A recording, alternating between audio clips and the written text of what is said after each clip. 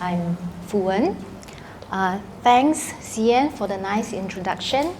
Just briefly about myself, professionally, by profession, I am a clinical psychotherapist.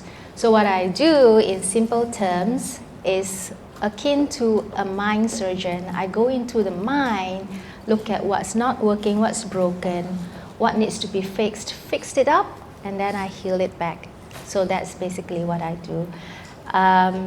But I got on to speaking, I got on to writing because of the passion to create more awareness into the areas of experiences that I've had, and also based on what the public needs to know, create more awareness of what is it about women empowerment. A lot of misconceptions out there, and that's why we came about to write about this book as well.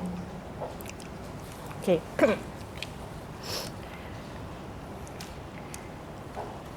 Hi, it's always good to be the second person.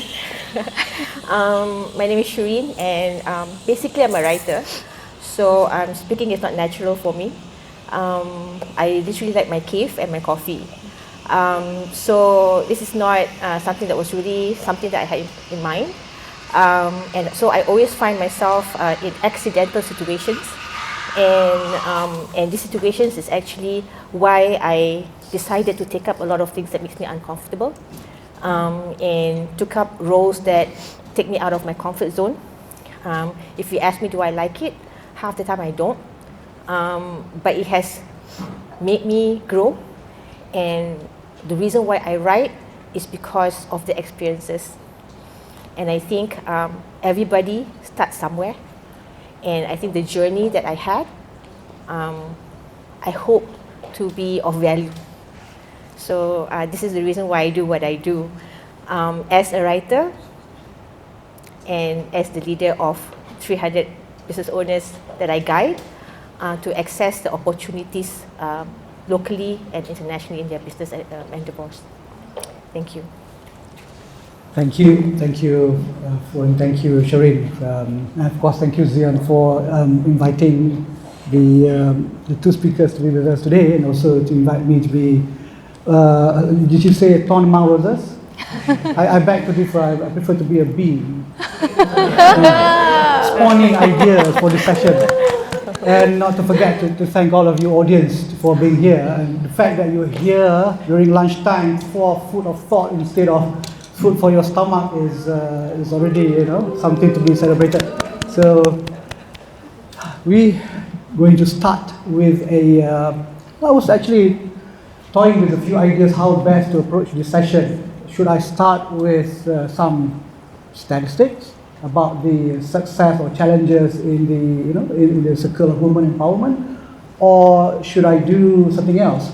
Because if you look at the statistics, of course, there's mixed pictures, right? When you look at the literacy figure, for instance, you have over 90% literacy all over the world now, which is supposed to be something to be celebrated compared to a few decades ago. And you look at figures of business ownership among women, it has also gone up significantly compared to a few decades. But there's in between these statistics, there's always an unfinished business, right? Yes. But I think what is more important is I think the very reason why we're having this discussion today is to hear from the horse's mouth, or from people who have, from women leaders who have gone through the decades of work and activism to empower women. And I flipped through a few pages of the book, and I was really impressed that you're beginning to address very unsettling topics when it comes to that relates to women empowerment. So we'll hear more from you in a minute. But also to highlight what if you have this book later, because they're selling the books from Canyon. It says that a book has deeper meaning than just a book. The book you read represents who you are. We believe that each book crafted is a piece of art. It represents a human soul. We are crafting human art. So we have in front of you today, not just writers and activists, but also artists, really bringing uncomfortable topics to the fore. Perhaps just to keep the ball rolling, coming back to the title of the session on resilient. If you can say a bit more about what is meant by resilient in this book, which I was made to understand, it took them only 6 months from ideation to actual print out. So that, you must give them a big clap for that. It's not easy, and it brings together authors from 6 countries. 6 countries. 10 authors. 10 authors from 10 6 authors. countries in 6 months. That's a major feat, I would say.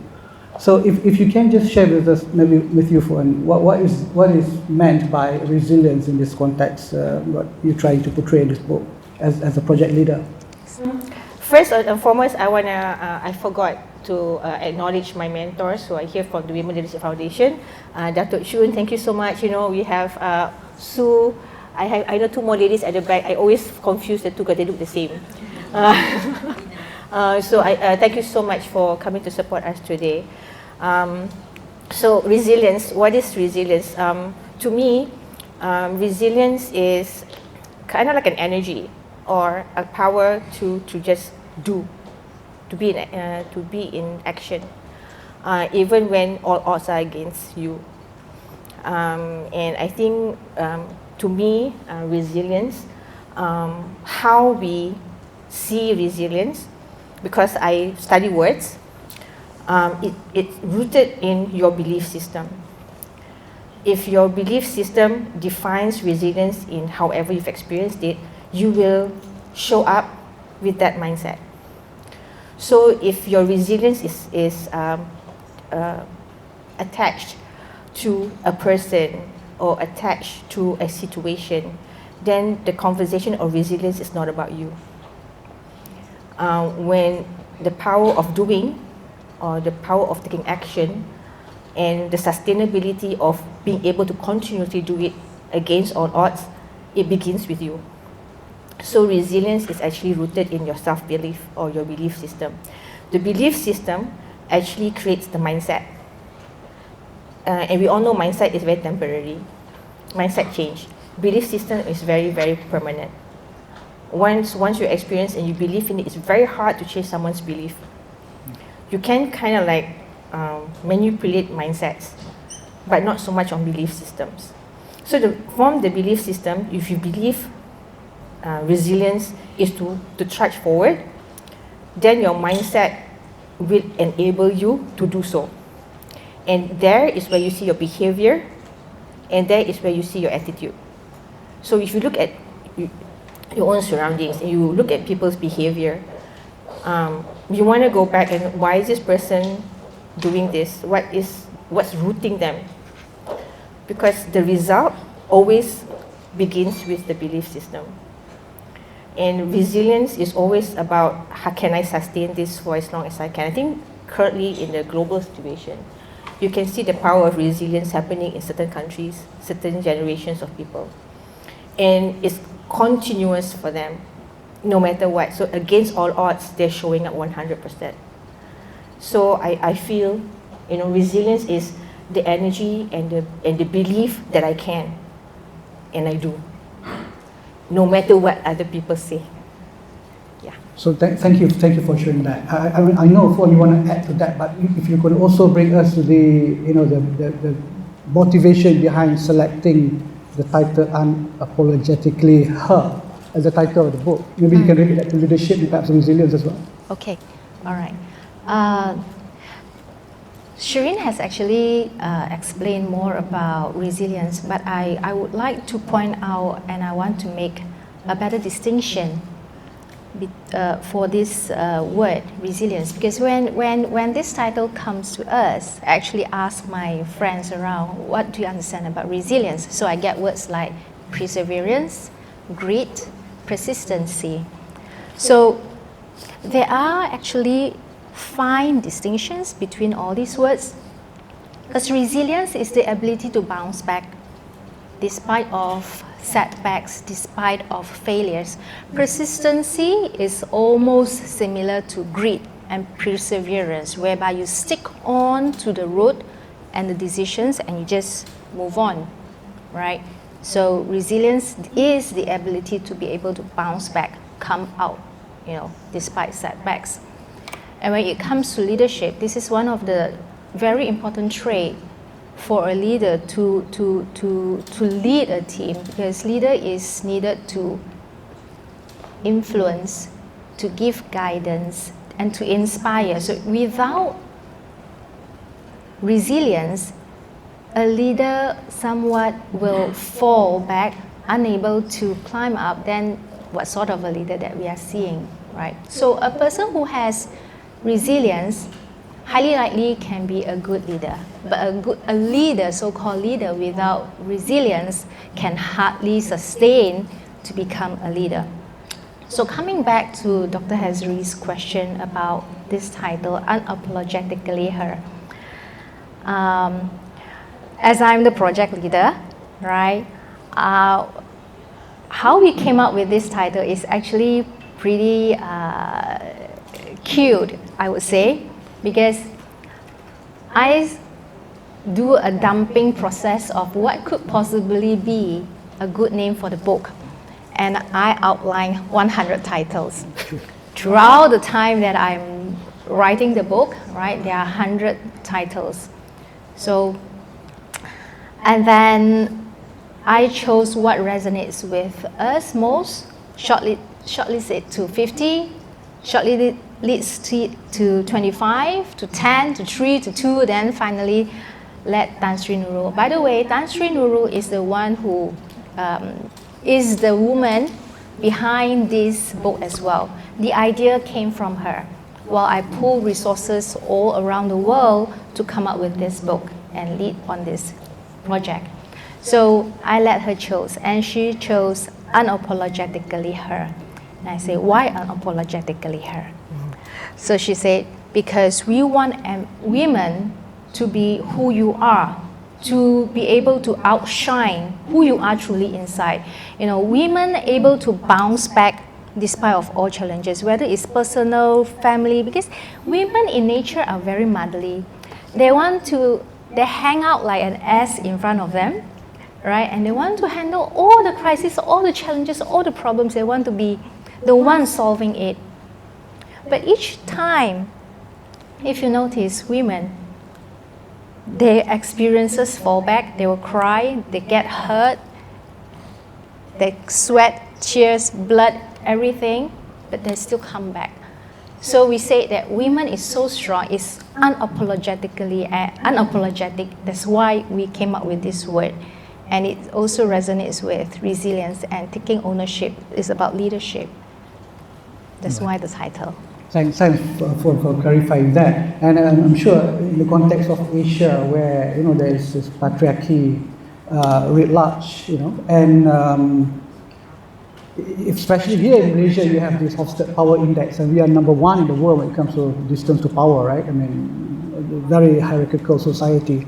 And I think it's Rika Higuchi she's from Japan, one of the authors of the book, that mentioned that she grew up, in a structure that will require every move, and there's an apology for every step of the way. Yes. So I guess this is where you're coming from as well, isn't it? Yes. It's also this ecosystem, this structure in Asia, Correct. which you have to grapple with. But the authors come from all over, not just from Asia. Yes. I guess this begs the question, now that we understand a bit about leadership and about resilience, can you learn this? Is this something that you can share with people who are not born with it?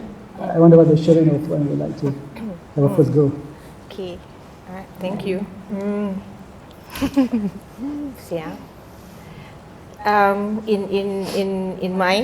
In my experience, leadership is first and foremost an inner quest. If we talk about resilience or any other criteria on leadership, see, a leader is a person. This person can be appointed, can be entitled. So a leader can be a person that probably hold no criteria whatsoever to be in leadership. So leadership is, to me, understanding that it's very an inner quest. And leadership is actually a criteria that you hone. I do believe that leaders are born. I think all of us are born to lead. That is my belief system. And because of my belief system, I truly, sincerely believe that when I see somebody, my job is to identify what makes this person special, or what makes this person, there's a reason why we're put on this earth. There's something we have to do. So I always seek out in every individual what is the key element in this person that spells leadership. Nobody has to hold a title to be a leader. Leadership is a criteria. So for me, leadership is contextual, but it is who you are. So my husband, somebody was saying, this woman, your wife, she like this at home. She like this. They call me the mother of dragons where I come from. Because for me, if I see I have to do, I do. I bulldoze my way. I have a peripheral problem. I don't see it. So I just bulldoze my way. So people ask my husband, is she like this? And my husband said, she's like this everywhere. Every context, she's like this. She makes up her mind and she do. But the energy is different. So if you think about it, right? When I go out, I'm the mother of dragon. I go home, I'm geisha. Because when I go home, I expect my husband to do things for me. I expect the lights to be on. I expect the water to be working. I expect the house to be, in place. Then when he says, why can't you do? I can, but I married you. Right? So these are a couple of things. But when push comes to shove, if the husband's not around, can I put on the bulb? Yeah, I can. It's a choice, right? So leadership is having that criteria and understanding what you're good at and honing that skill. It's not about other people. Identify what you're good at and go with it. And how do we do that? We ask people, what do you appreciate me about? Or what do you appreciate about me the most? What have I done that has supported you in your life or in your growth? These are conversations that a lot of people do not like to have, like, why you masuk bakul kat sendiri, right? But if you really want to figure out who you are, you actually don't know. Somebody else actually sees more of you because we are busy self-doubting. So I feel, how does it occur in all the different contexts? I think if you've already identified what you're good at, and you've already identified who you are, you will show up in 100% who you are anywhere. It's just that at home, geisha lah. Then outside, mother of dragons lah. It works for me, right? So for the rest of you, my invitation is for you to figure out what is it that you're so good at, and you're going to flourish by harnessing and honing that skill set. Because leadership is a skill set. Thanks, Tan Shui. I'm sure you have many questions in your head, but hold on to your thoughts. So let's hear from Puan first. Do you want to add to that? Whether this is learnable? My perspective is very different from Syireen. Well, Syireen comes from the viewpoint that a leader is being born. My perspective is that a leader can be nurtured, right? When a baby is being born, has zero knowledge, zero skills, absolutely nothing, white paper. But it is the surrounding, it is the environment, it is the experiences that allowed the baby to grow up and learn. If the parents taught the baby about taking care of, the child, not baby, teaching the child how to take care of siblings, taking charge of family matters, taking ownership of what to do, all this will be instilled in the child. And because it has been done over and over and over and over again, it becomes so natural. It's an unconscious competency. It's just like as if you are born leader. So for the elders of the family, most of the time they have that leadership skill. Why? Because they were being nurtured since young to take care, to lead, to inspire, to motivate, to get the younger siblings to do things for them, right? Whatever the reason is. So the elders normally will be the one that shows most leadership skills. But that doesn't mean that the elders will definitely be a good leader. Sometimes the elders can be a sore leader, right? So I believe that all these things are being nurtured. It is the environment, it is the parenting, it is the education, it is the experiences that shape the person to become the leader, potential good leader, bad leader. That is up to the person. When it's a child, it is the parent and teachers who shape the person. The child will get interact with. Sometimes it is the grandparents. Like for my case, my grandfather make a huge impact on me, because at the age of 7, young minor, any child at any point of time would love to play, not to study and do work, right? But at the age of 7, my grandpa already asked me, right, if you continue to play, do you want your younger siblings to end up like those tukang buang sampah, the garbage collector outside, and work like them? And that got me a shock, because I'm like, of course no, right? So he then said, then you need to study. Instead of playing, you must study. You must be a good example. You must set a good example to your younger siblings. If you fail your studies, if you do not study hard, if you do not display good example, they may end up like that. Because if you don't go to university, if you don't get a good degree, you may not get a good job. So I get the biggest shock of my life. That was like, and that from that moment, I chose. I never know what could be the impact to my growth. But at that point of time, I remember I chose not to play, and I really dedicate my time to study. And my result shows, becoming the top 3 of the classes, the form, and all those things. So my younger siblings, right, they become studious as well. And they got really, really well in terms of education. So I sort of like, okay lah, I've done my part in terms of leading the example. So that's about the upbringing, right? So I believe that leaders are being nurtured, and it's all by experiences, by education, yeah. Yeah, thanks for the optimism that this is something that we can transmit to other, because I have 2 young women in my house, so yeah, very young. So to know that.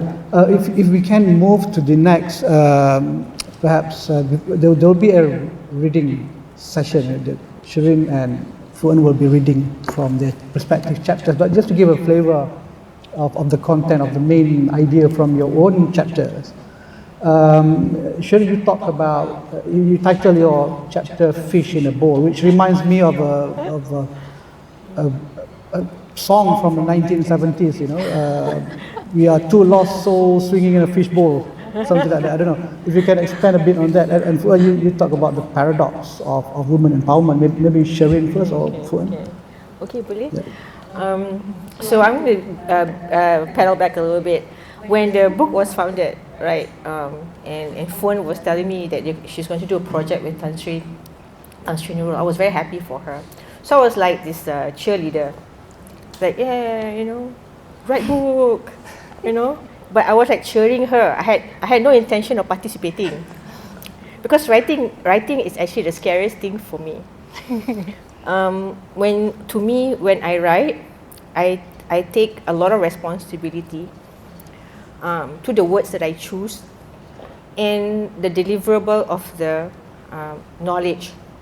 Because people can read this content funny or inaccurate.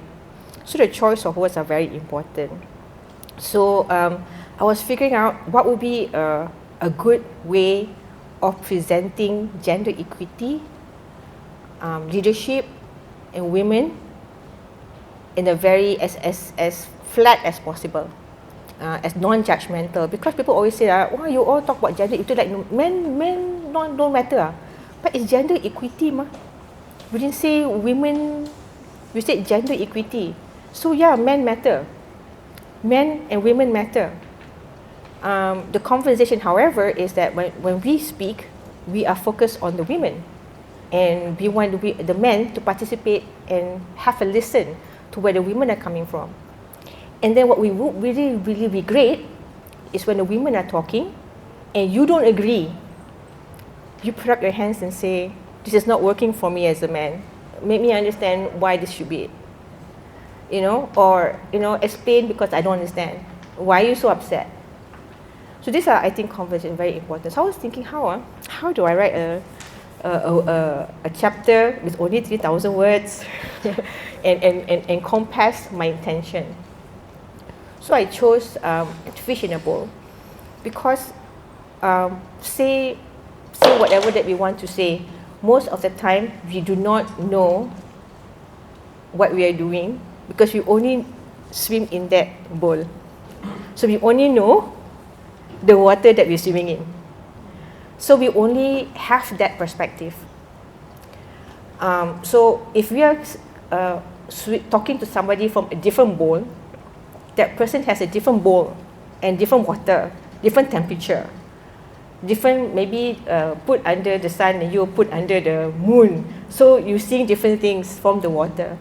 So the conversation will be absolutely different, although you're both fish in a bowl. But your bowl different, his bowl different. So it's like, I think that would explain what I wanted to say. Our issue is we are always right. Right? We're always right? Nobody is right but me, right? And it's okay, it's betul, it's correct to feel that way. But to also understand the other person is also right in whatever perspective they are coming from. Why I say this is I have had two mentors and I want you to reflect. Two things I want to share with you. He always said to me, my mentor, if you're walking on the street, there's always the other side of the street, right? And you're walking on the street. Half the time, we are busy looking at the other street and complaining about that other street. Like, wow, so dirty, wow, we always complain about the other street. And he's saying, have you looked at yours? Have you looked at your side of the street? And then my other mentor said to me, whenever you come to a space where you feel that you've been bullied, or you feel that you've been unfairly judged, or you feel, the world is against you, remember that everything that has happened to you was a choice, and you participated in it. So ask yourself, what did you do to get yourself in the state that you're in right now? So if it's not so great, maybe you're right, the other person's fault, maybe lah. But how did this person was given the permission to hurt you? Kan? So this particular chapter was meant to showcase that principle. Thank you. That's very profound. And I mean, it's also like why is my problem bigger than your problem? Because it is my problem, right? It's along the same line. Coming back to your paradox, would you like to say a bit more about that? Mine come from a lot of observations as well as personal experiences. The word empowerment only come about in the last 10 years probably? 20 years. 20 years, yeah. But before that, have we been empowering other people?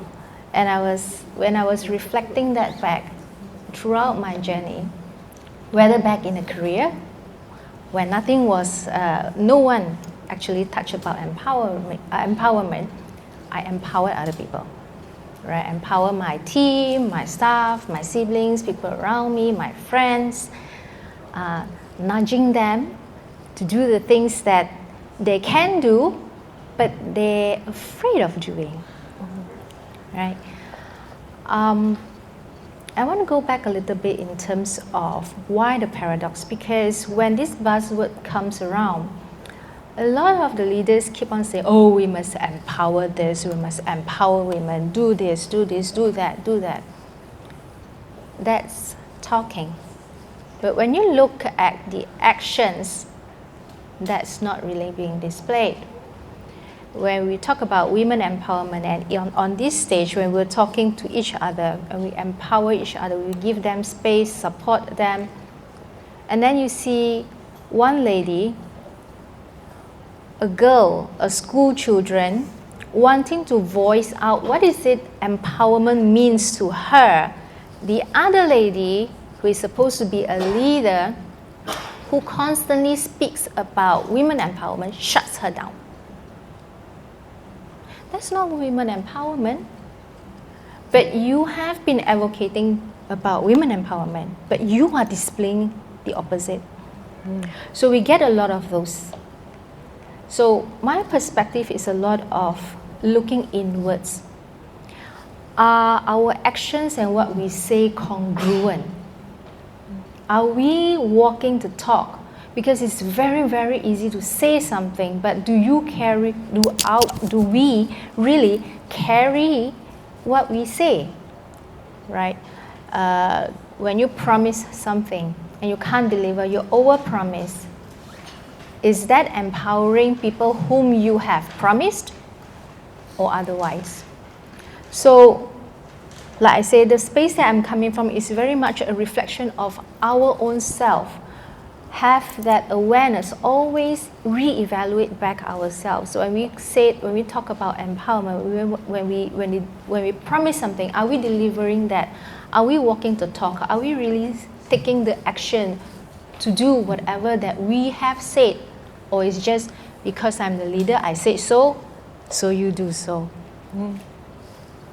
Right? And all these are actually very, very obvious. So instead of just pointing finger, oh, this person is not empowering me, that person is not empowering me. Now it's also to reflect back, are we empowering the people around us? Are we giving the support, the space to the people around us to grow, to listen to them and see where can we support them? And do they need our support? Sometimes we thought we want to support them in good intention. However, the other side just want to express is they don't need to grow, they don't want to grow. They don't need that kind of support. So the support that we render is like wasted. So that's not empowerment either. So it takes two to tango, one to give, one to receive. Either one can't really work. So empowerment, like Syireen has mentioned just now, it has to be both men and women. While women, we always talk about women empowerment because we felt that this space, women need a lot more support. They are in a cocoon whereby they see everything as themselves, they self-blame, they criticize their own self, they think that, they didn't do good enough, and they keep on bashing their own selves. And we know that, and that's why we want to give more support to them. But that doesn't mean that men doesn't need to be empowered. Men too need to be listened. They too have their challenges, and they still have their ego. Who to talk to? Big ego, right? Who to talk to? They can't be telling their problems to the wives, right? They can't tell to the friends. The friends might mock them, ridicule them. What are you simple like this? You don't know how to do, this kind of thing. So they keep a lot inside. once you empower men, when we have that kind of very transparent, honest, free flow discussion, honest conversations, that's where we both grow together, men and women. So that's the space that we are talking about. The paradox is that we need to start looking into ourselves. Are we doing what we say? Are we helping others to also grow? Yeah. Thank you for Syireen. I mean, this sort of last leg really crystallizes the sort of the essence of the book. You know, the hard talk that needs to happen for us to move forward. And I think. So I'm going to pick a portion of my book. So I asked myself, who defined empowerment and for whom? What I am sharing as my reality now is not necessarily the truth for everyone. Yet there are essential points to ponder when we celebrate women in cockpits, while others are robbed of their homes and children upon their husband's demise. We interview and worship beautiful women born with silver spoons as they create innovations and breakthroughs, while others can get a product viewing, although their innovations are of equal value because they were born in a different postcode. We emphasize more women who partake in hard sciences and mark them as valuable, while downplaying the importance of soft sciences and women who become homemakers. So what exactly defines empowerment and equity as it is championed across the globe? So I decided to wonder loudly by writing and speaking more. So I have a question. What is empowerment and a movement for change when we cannot agree on what it means? Who is at the receiving end of these empowerment initiatives and to what outcome? Who measures and takes accountability when events are run with money spent and beneficiaries receive a minuscule percentage of the dollar splurge? What exactly do we want out of gender equity? Are the equitable offerings what the genders are asking for at the moment in time? How exactly are we planning to achieve it consistently in equity and have it sustain generation after generation flat across the globe? So I said I have so many questions that this book would be filled with them if I had not been given a limit of words. So I wrote this because I am not happy with how we are viewing empowerment. Empowerment really is about supporting people in a state of not having to a state of having. So it's not like saying to be successful, a woman needs to be in science, or a woman needs to be good in certain parts that equates her to a man. A woman's success should be defined by what she wants and how she wants to achieve it. And our job in empowerment is to lay out or provide the support for her to achieve that. So if she says, for me to be empowered is to go home, take care of my 10 kids for 10 years, and then go back to work, how can we empower her to do so? So that when she enters her job space 10 years later, she's not starting at ground zero. Because she grew up. There's a lot of things she learned in the past 10 years that is of value that we don't know in the corporate world, but she figured it out at home. Right? There are leadership skills there. So I'm still like unhappy. So I'm going to share you one story before I pass the microphone to Fuan. I went to a women program, and they're talking about how women are empowered by men, and talking about why men should see how best to support women so there's gender equity at work. I thought, wow, best. This is a very amazing topic. I want to go find out how men are supporting women. So I went, and the women stood up there. All of them are powerful women who made it in a man's world. That means oil and gas, engineering, And I'm thinking, oh, that's underrepresenting what women do, right? And then I stood up and I looked at the crowd of people who's listening, all women. Where's the man? Even if I tell you what I need, or I tell you what I have been receiving that's been working for me, the other men don't know. The women already know. We already know what we want. We already know what's not working. We already know what should be available to us to make it work. So for gender equity to happen, when there's women programs, for empowerment to happen, 50% men, 50% women in the room. I could count like 500 people in the room, got 5 men.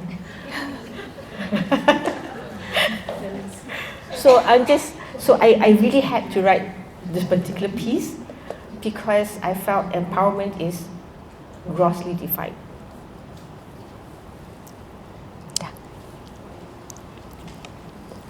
So, women empowerment is a topic that has been discussed for centuries.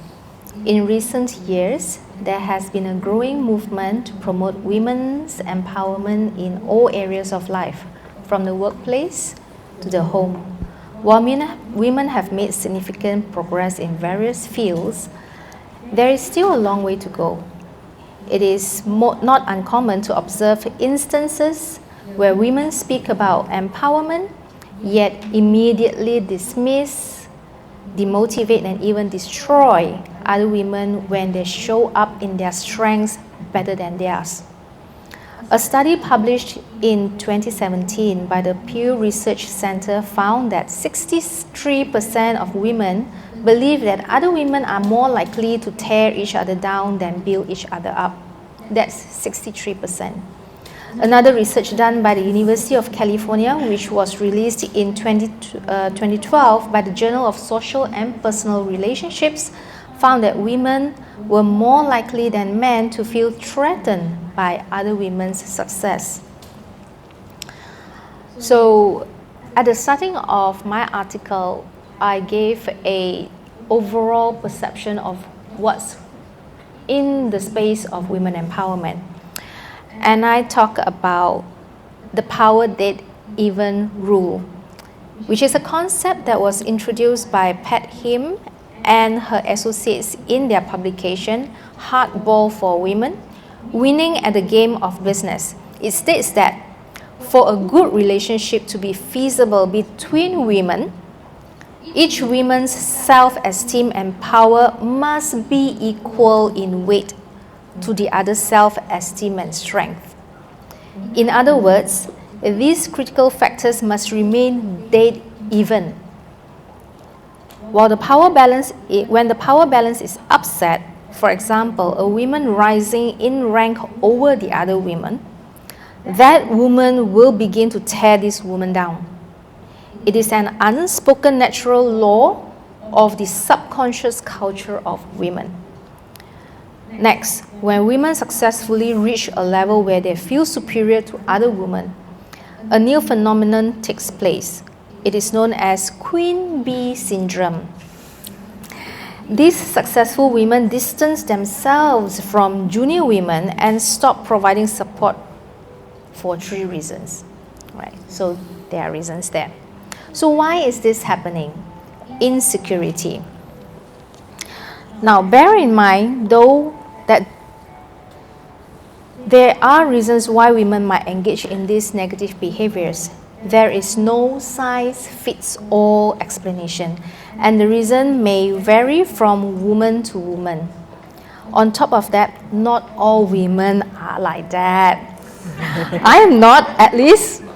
Several women in my network are supportive and empowering of each other. We band together to achieve great things. We also need to understand that not all women who engage in such behavior are consciously aware of why they are doing it. In some cases, the behavior is subconscious or purely an automated reaction. However, even if the behavior is subconscious, it can still be harmful to others. So, how do you women want to stay in this vicious cycle? And how do you, men, want to be in such situation where women around you constantly and consistently feel insecure about almost everything and get trapped in that same cycle? How do we help you or them? So internally, be aware of such demeaning behavior. This is the first step. Pay attention to your words and actions, as well as the words and actions of other women. When we see other women succeeding, be supportive and encouraging, not envious or critical. Call out other women when they are being dismissive, demotivating, or behaving negatively on other women's accomplishments. Speak up against this non-supportive behavior by simply saying something like, "I feel that's unfair." Or it could have involved having more direct conversations with women. So this is, inside here, there are ways of us reflecting internally and externally what we can do. But more so, we are asking for both men and women to speak up if we observe something which is unfair. Some people post an unfair remarks on other people's successes. Stand up and say that's unfair, right? Instead of keeping silence, because the more that we keep in silence, we are actually encouraging such behavior. So when we call that out, we want to ensure that this behavior stops. Stop tearing each other down. Stop putting each other down. And create an environment and a community which is supportive of each other, for each other's growth. And that's for ourselves, for the community, as well as for the nation. Yeah.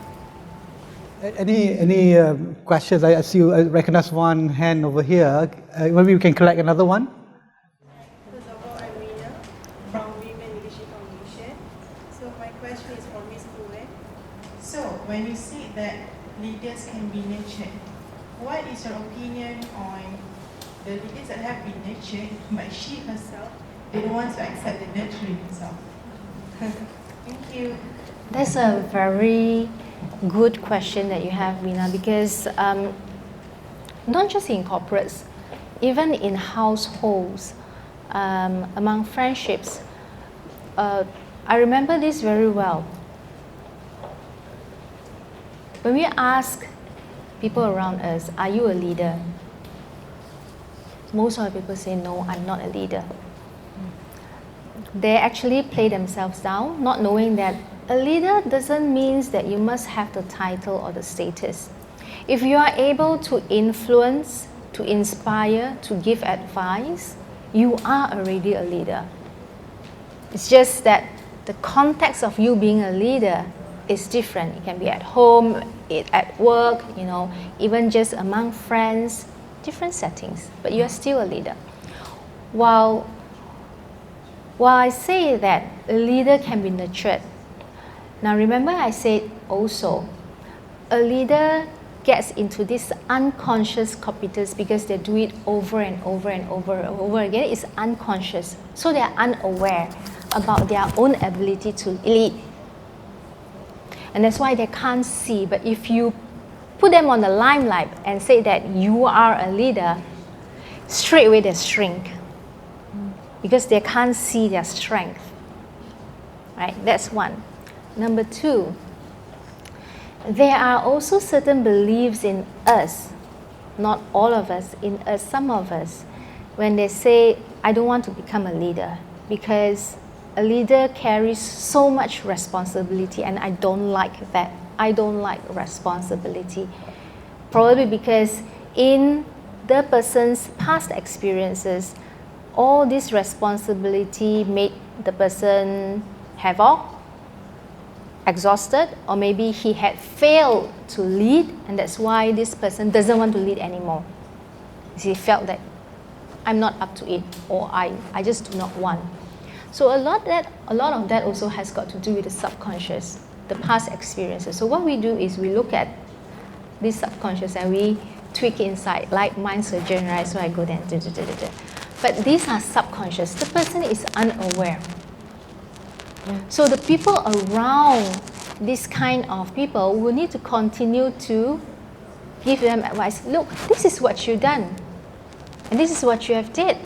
You lead well, you led well, you have inspired people, you have influenced, projects to happen, to take place. These are the results, these are the outcome. You can lead, but you just do not like the fact that you are being put on pedestal and now you are being put as a leader, project leader or whatsoever. If you do not like the title, some people do not like the title, okay, but you do the work lah, So the thing is there. We just need to look at each other's strength, and like I say, instead of diminishing, demotivate, destroy other people's successes, accomplishment, when somebody achieves something, support them, celebrate them, let them know how far that they have gone to achieve this success, and that's how you show that you are a leader, you can do this. And when we continue to foster this kind of culture, that's where the community starts to become better. Did I answer your question, Wina? Thank you. Yeah, it's food for further thought as well, isn't it? Yeah. Do I recognize another pair of hands? Hi, I'm Nadia, head of the library and the topic is of interest. Was there any common theme amongst the writers, the accounts that we share, or any key topics that stood out? I think that's a very good question. So I'm going to talk to the women first. Men just listen first. Just a quick one to the women, a quick question. Like, how many of you have lived, right, mostly in other people's expectations? Mostly. And that didn't work. But you kept on doing what you think your husband needs, your father needs, your brother needs, your mother needs, your sister needs, your in-law needs. We are always living in other people's expectations. And then one day you wake up and you go like, I'm done. I don't want this anymore. And then you start to show up 100% authentically you. And suddenly it's not working for them. Right? Experienced this before? I'm not sure whether maybe it's only me, but I felt when I read all the conversation of the women, all 10 women, everybody was fighting against the grain, and all of us, our common theme is we always had to fight for our place. We always have to prove our intentions or our talent or our capability. We always have to do that. And that's a common theme in the book. And because of that, this book talks about apology. The women always apologizing for not being good enough, for not being what you want me to be, for not achieving what you set up for me to do. So if you read all the stories, it's lebih kurang. The theme is the women are always pleasing because it's expected.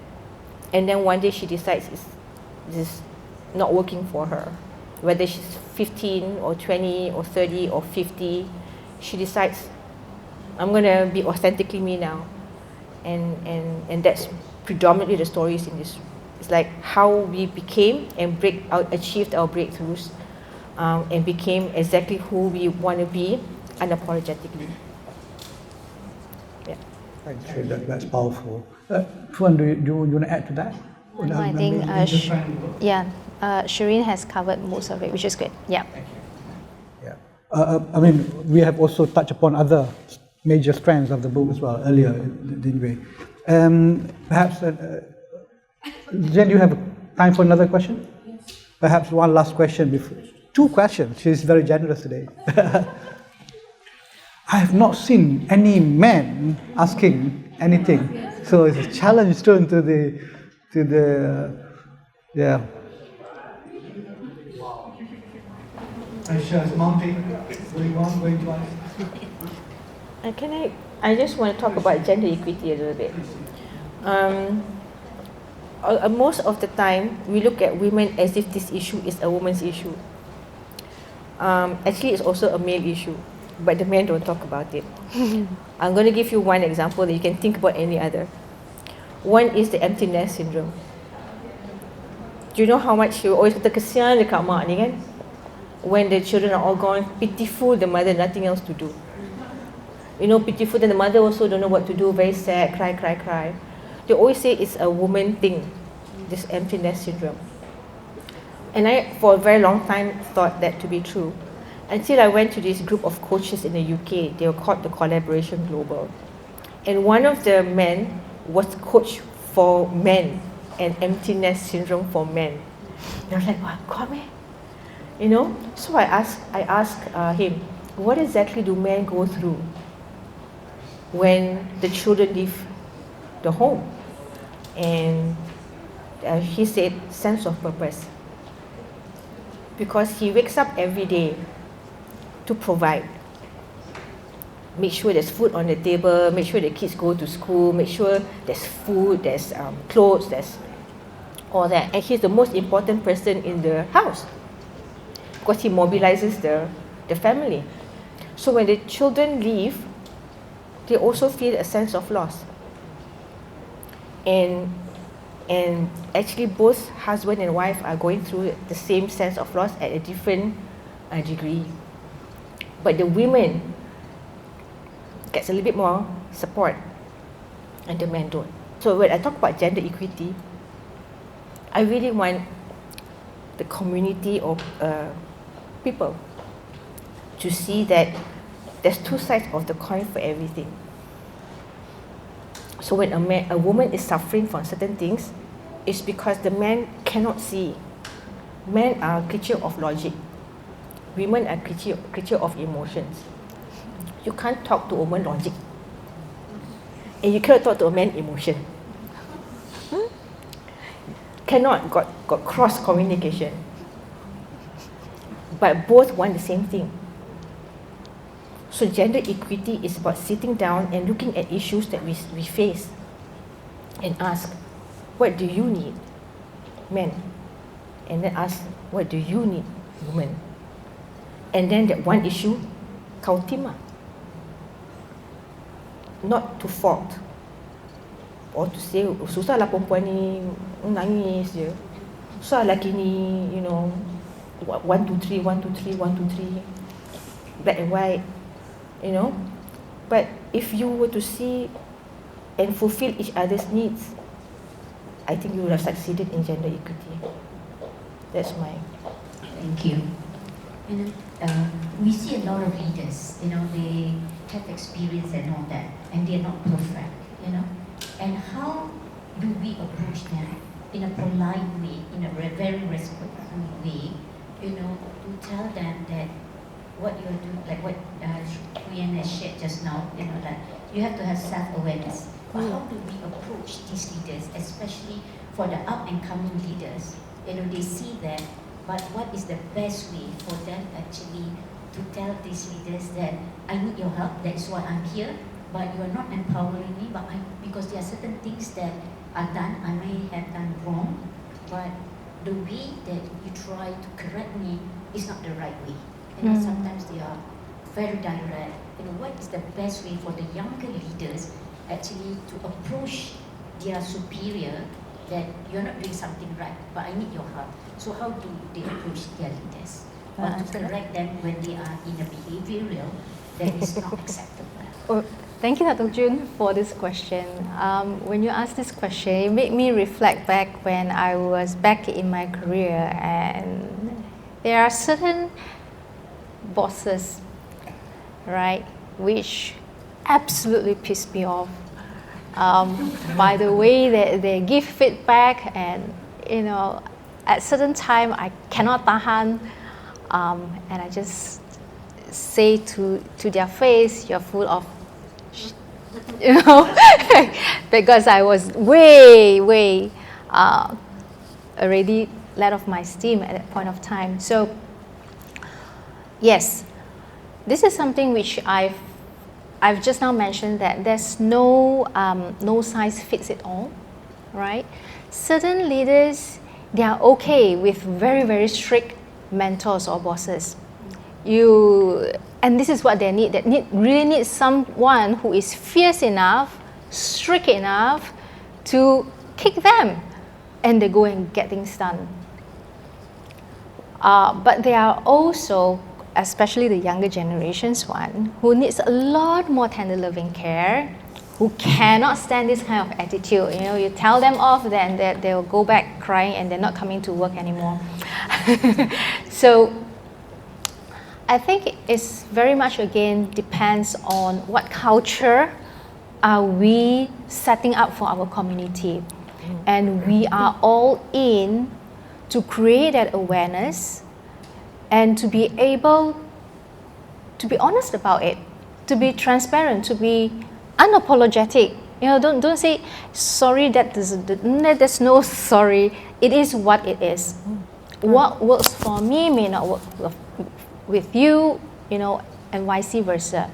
Let us be transparent. Let us be authentic with who we are. You know, if I'm uncomfortable, I think I will need to have that responsibility, take up the ownership to say, you know, this is not working for me. For what reason? And this is about leadership. Leadership is not just me telling what to do. Leadership is also about self-leadership. How are we leading ourselves in the space of discomfort, in the space of challenges? What are we doing about it? If we choose to keep quiet, then the onus is on you. And I would felt that, you know, if I'm the mentor, I will just assume you're okay with it because you're not telling me anything. But if, let's say, the mentee were to tell, you know, this is not working for me, it's equally important for us to foster a community, the right culture, that you need to open feedback both ways. And we are now working with different generations. You know, we have such huge gap. The baby boomers, the Gen X, Y, Z, millennial, and now with this bunch that is completely very IT technology savvy, and they have their own mindsets and different sets of behaviors. They don't speak and think the way we do. So we need to start to also let go of that ego, right? Really let go of that ego and treat the other person as a human being. Because a leader must be able to listen, to accept feedback. And I think that is very, very important. For us, is creating that culture. And everyone has a role in that. I cannot just one person, tak jadi macam tu, cannot happen. But if everyone starts to voice out politely, right? In our Asian culture, we always say that we are very polite, you know. So I believe that if we say it sincerely, openly, politely, it should be well received. Unless too much of an ego, then I believe that leader needs to go through certain training, yeah, and courses, you know, for the leader. I believe that the leader over certain time also will be able to pick up what's not working, why aren't people following, why aren't people not listening, why aren't results showing, because that ultimately will come out as well. Yeah. I want to add though. I listened to Dato' Jun speak a couple of times, so I'm not sure whether I'm in position to actually answer that question. She has more know-how and experience dealing with leadership and women. Yes. But I wanna also bring to the attention of getting clarity that everybody has their own behaviors, and everybody has the way to communicate. Some of us are very domineering. Some of us are very sayang. Some of us are very, you know, I'm scared until I'm not. You know, we have a lot of behaviors. And in leadership, like I mentioned just now, some of us become leaders not because of our capacity or our merit. We become leaders because we've been put in place. It's a very scary thing. Or because right? too long. Right, or been there in the office for so long that they give you a road. So all these things, I think we are very clear. We are aware. So some people are in leadership naturally, and some of us are put in place. What I feel is necessary, I think, in organizations or anywhere. I lead 300 usahawan. I don't lead people I pay to follow me. I lead people who follow me because they want to. So 300 people, 300 perangai, you know. Right? And what I do as the head of the organization is simple. I have big picture, I have small picture. Usually when I make decision, big picture. And big picture got unintended outcome, got intended outcome. Usually small picture misses the conversation when we talk about big picture. So a lot of people got kelompok unhappy, didn't get what they want, right? Because we're addressing big picture.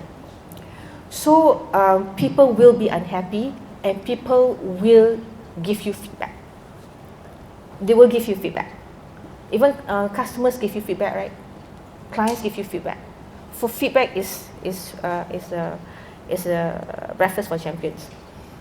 What we probably need to provide the know-how or skill set is to give feedback without invalidating. To teach or to honor the person, right or wrong, is to deal with the situation and not the person. So if I give you feedback, I don't like that you did this because the situation makes me feel like this. Not say, I don't like you for doing this because you didn't think about me, you. Mm-hmm. Right? Then if you give that kind of feedback, then the leader will be defensive because you are character assassinating this person. But if we learn to give feedback, where we address the issue at hand and what's not working for me, I think most leaders are willing.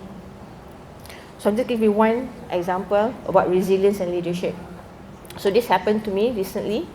I had to make a big picture decision, not a popular decision.